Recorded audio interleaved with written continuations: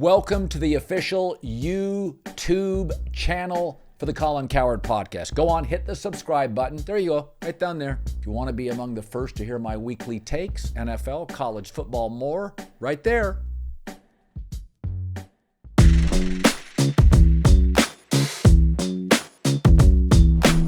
Knicks, Sixers. So I picked, this is the big mistake. I think the Knicks essentially are a one-man offense, and not even a highly functional offense if Jalen Brunson's not in. They're like watching Villanova.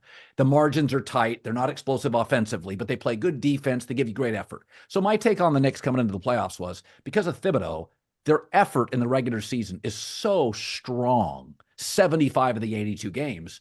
They win games on effort, because in the regular season, I mean, you're resting players. Guys don't give you the older teams, the Milwaukees. There are nights Milwaukee just didn't show up to play. New York always shows up to play. You get to the playoffs, everybody's effort's high. But I'm watching that game, and there's about 7 minutes left, and I'm like, yeah, I think Philadelphia's got more good players. I mean, if you have Embiid and Maxey, you have two stars. I can get a jumper from Buddy Hield. I've got Batum. I've got Tobias Harris. And I look at the Knicks, and I'm like, they really are Villanova. I'm like, they have a self-belief. They defend on every possession. They have guys that could finish with 9 points. They all come at the right time. And I think in the East, that's good enough. In the West, it would get flushed out.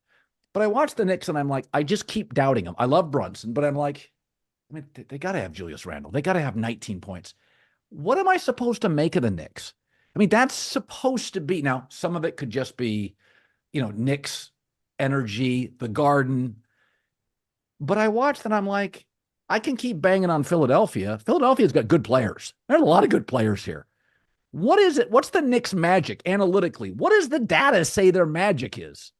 So first of all, I was in the same camp as you coming into this series. I actually sat down for my film session going I'm going to pick the Knicks today. And then I started watching the film. I'm like, oh, Philly's really good. I'm like, okay, they have a lot of really good players. And I'm like, I started to think they're going to really be able to throw the kitchen sink at Brunson. I think this is going to be a half-court mismatch. So I ended up picking the Sixers. And for the record, about 1 in 4 times a team loses game one and comes back to win the series. So there will be probably two teams in this first round who lost game one but come back to win. Last year happened twice in the first round as well. The Warriors lost in Sacramento game one, came back and won the series. The Suns lost to the Clippers, came back and won the series. So it does happen, and this script might get flipped. But the dynamic was actually crazy how much the Knicks dominated this game in the margin. So this stat is amazing, Colin.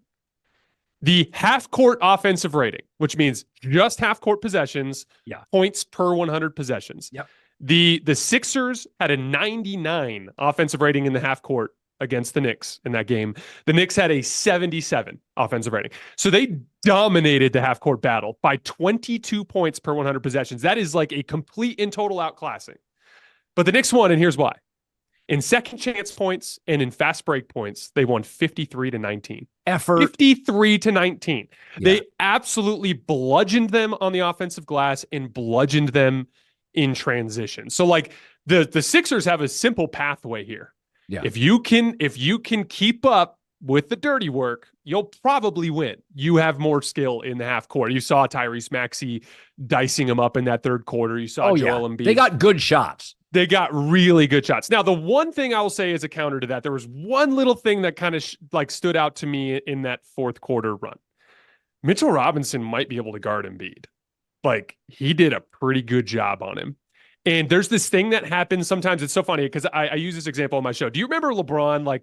LeBron would just run roughshod through the entire league and no one could guard him. But then he'd run into Andre Iguodala or Roy Hibbert or Kawhi Leonard. He'd run into a random guy that could kind of match up with him physically. Yeah. And then it would make LeBron work harder. And honestly, that was when you'd see the best of LeBron, is when it's not easy and he'd still find a way, right? And we even see that sometimes with Jokic. It's you watch him go up against Embiid and it's whoa, Embiid's big enough to kind of hang with him, right? And it makes things difficult.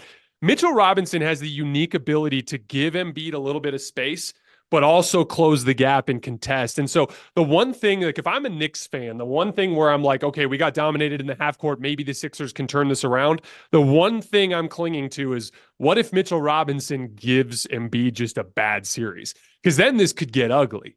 Because Tyrese Maxey had some trouble with Deuce McBride too there, where he could kind of match with him with his quickness. And so I think the Knicks have some ability to close that gap in the half court offense, but the Sixers have to close that gap in the margins or they're just going to get run out of this series. Yeah, I'm trying to think of a historic comp to Embiid. So people have said Shaq as a player, but Shaq had such great postseason success.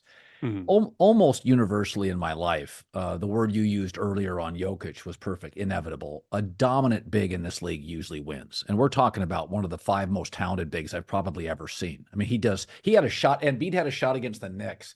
I'm not even sure if there may have been an early whistle where he turned his body sideways, he threw it off the glass, and I was like, the hell was that? It doesn't even look like it was just it's a move that Dame would make. It was like, you're like 7'2", you can't do that. But in the weaker Eastern Conference, it's just inexcusable. You've got to win a second series. I mean, the first series is against a dog usually. Now, the Knicks are no dog. But I wonder what the ball movement is when Embiid is in. Because I do feel there are times when it slows down a little. By the way, you saw this with Julius Randle sometimes in the Knicks. Like, he's out, the ball moves. Sometimes with bigs by the way, no Giannis today with Milwaukee. The ball's moving. They're, Dame's controlling it. The tempo's better. If he loses to the Knicks now, what do we say? I know he's great, but come on, it's like if you're a great quarterback in the weaker conference, I got to have some playoff wins. You got to give me some of those. It'd be one thing if you're facing Mahomes and Josh Allen and Lamar in their prime. If you're facing the NFC guys, I need some W's. Matt Stafford gets a Super Bowl. He's better than that division. I get that conference. I don't know where I land on Embiid. Yeah, I know he's talented, but he needs to win more in April and May. He does. How do you land historically with Embiid? Of course he does. Like, he has to win. There's no question. I've seen things on Twitter. Like, when he went down, there's this funny moment when he went down in that second quarter where, like, everyone was like, the sky is falling. It's like the NBA is responsible for these guys getting hurt. I'm like, no, this is just a fluky play. Like, let's just everyone everyone relax. Everyone relax for a second. But like, one of the things that happens is Embiid consistently gets to the postseason. Usually his jump shot falls apart. He starts turning the basketball over a ton and his offensive effectiveness craters.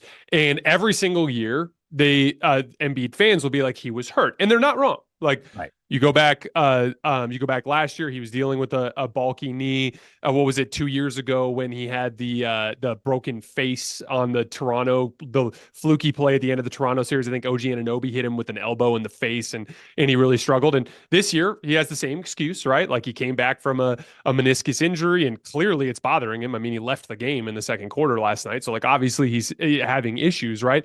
But the bottom line is, at a certain point, if a guy gets to the postseason every year and is hurt every year, you have to kind of bring that into the calculus. It's like with Kawhi. I vividly remember you and I sitting down going like, man, that was crazy. Kawhi, the last 2 playoff runs broke down in the middle of the playoff run. What if that happens again? And, Clippers fans will be like, well, you can't really plan on that. But here we are again. That's right. And Kawhi's not playing. So, like, at a certain point, that's like part of the calculus with Kawhi. You can't put him in the top 5 of playoff players if his body can't hold up for a playoff run. And that's the thing.